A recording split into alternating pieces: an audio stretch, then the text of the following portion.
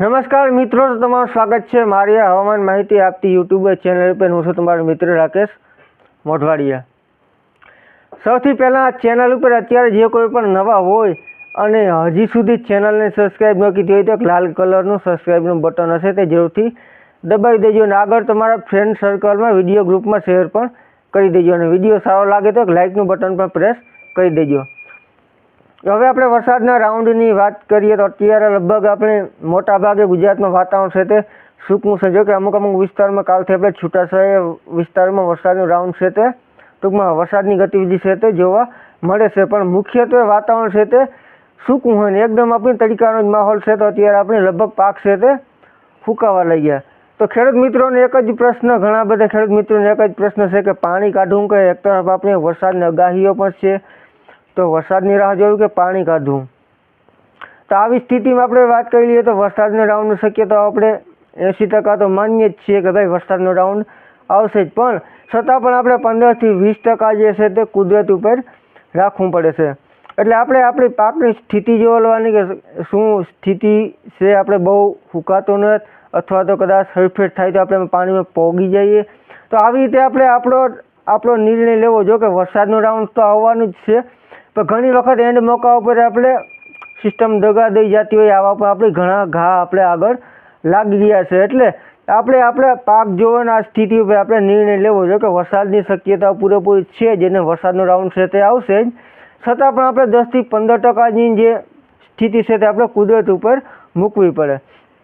તો આપણે આગળની સ્થિતિની વાત કરીએ તો આપણે બાંગ્લાદેશ તરફ આપણે સિસ્ટમ સક્રિય છે, તેમજ પશ્ચિમી તરફ સિસ્ટમ ગતિ કરશે અને ત્યારે એક સિસ્ટમ છે તે 24 અને 25 તારીખ આજુબાજુ, 22, 23, 24 તારીખ આજુબાજુ આપણે ઓડિશા નજીક બંગાળની ખાડીમાં બીજી સિસ્ટમ પર બનશે અને બંનેનું બહોળું સર્ક્યુલેશન છે તે સર્જાશે.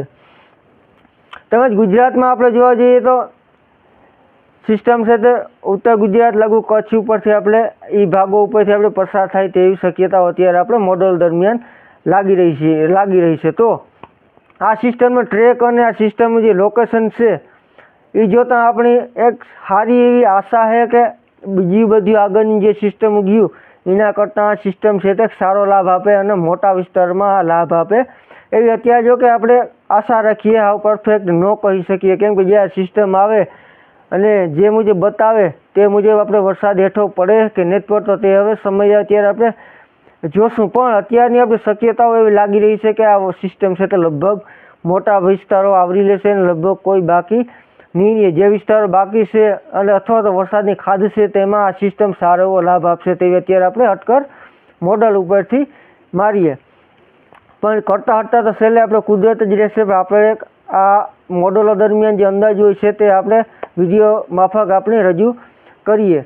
જે વરસાદની જે મેન તારીખો છે તે આપણે ગુજરાતના જે વિસ્તારો છે તેમાં આપણે 26 તારીખથી વરસાદની ગતિવિધિમાં જોવા મળશે, જ્યારે સૌરાષ્ટ્ર માટે 27 તારીખથી મુખ્ય તારીખ વરસાદની રહેશે, 27 અને 28 તારીખ. આ 2 તારીખો દરમિયાન આપણે સૌરાષ્ટ્રમાં મોટા ભાગના વિસ્તારોમાં એક વરસાદનો મોટો માહોલ જોવા મળશે અને ક્યાંક ભારે અને અમુક વિસ્તારોમાં અતિ ભારે સુધીનો વરસાદ છે તે જોવા મળશે, મુખ્ય તારીખ 27 અને 28. જ્યારે કચ્છમાં આપણે 3 દિવસ વરસાદનો માહોલ છે તે જોવા મળશે, 27, 28 અને 29. એટલે આવી રીતે વરસાદનો રાઉન્ડ છે તે આપણે મુખ્યત્વે જોવા મળશે. ત્યાં સુધી કોઈ વરસાદની મોટી ગતિવિધિ જોવા નહીં મળે, પણ અલગ વિસ્તારમાં આપણે ક્યાંક આપણે અમુક દિવસે બપોર બાદ વરસાદનો જે એક્ટિવિટી છે તે જોવા મળી શકે છે છૂટી સિવાય. બાકી મુખ્યત્વે આપણે 24 થી 29નો ગાળો છે વરસાદના રાઉન્ડનો. એટલે આ તારીખો દરમિયાન આપણે ગુજરાતમાં એક વરસાદનો સારો એવો રાઉન્ડ જોવા મળશે અને જન્માષ્ટમીનો તહેવાર પણ હશે. એટલે આ 7મ 8મના તહેવાર ઉપર આપણે મેઘરાજા છે તે હેત વરસાવવા આવી રહ્યા છે. એટલે આ રીતે જોવા જઈએ તો ખૂબ જ ખુશીનો માહોલ છે તે જોવા મળશે. તો હવે આપણે વાત કરી લઈએ વરસાદની. તો મુખ્યત્વે આપણે 2 ઇંચથી લઈને 3 ઇંચ સુધીનો જનરલી આપણે વરસાદનો રાઉન્ડ ગણીએ, પણ અમુક જે છૂટાછવાયા વિસ્તારો રહેશે જ્યાં અતિ ભારે સુધીનો વરસાદ છે પણ આ સિસ્ટમથી આપણે જોવા મળશે. જેમાં આપણે સૌરાષ્ટ્રમાં વાત કરીએ તો સૌરાષ્ટ્રના ઘણા ભાગોમાં ભારે વરસાદ પડવાની શક્યતાઓ છે અને અનેક વિસ્તારોમાં અતિ ભારે સુધીનો વરસાદ પણ જોવા મળશે. જેમાં ખાસ આપણે જોવા જઈએ તો રાજકોટ સાઈડના વિસ્તારો છે, તેમજ જામનગર છે, દ્વારકા છે, પોરબંદર છે, જુનાગઢ છે.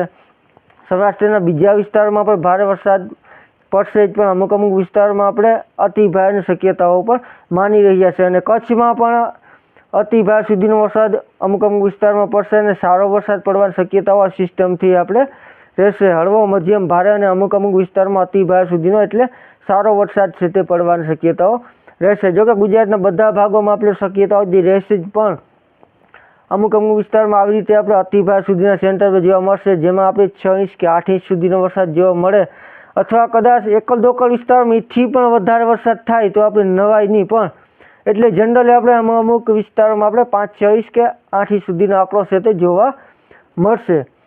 એટલે ખૂબ જ આપણે સારા વરસાદના રાઉન્ડની આ સિસ્ટમથી આપણે આશા રાખી રહ્યા છીએ, કેમ કે આ સિસ્ટમનું જે લોકેશન છે તે સારું છે બાકી બધી સિસ્ટમ કરતાં. એટલે આપણે આશા રાખીએ કે આ વખતે આપણે આગાહીઓ છે તે પ્રમાણે જ આપણે વરસાદ છે તે જોવા મળે અને જે વિસ્તારો બાકી છે ત્યાં આપણે વરસાદનો સારો લાભ મળે. એટલે આ વરસાદને કોઈને ચિંતાની જરૂર નથી, લગભગ મોટાભાગના વિસ્તારો આવરી લેશે.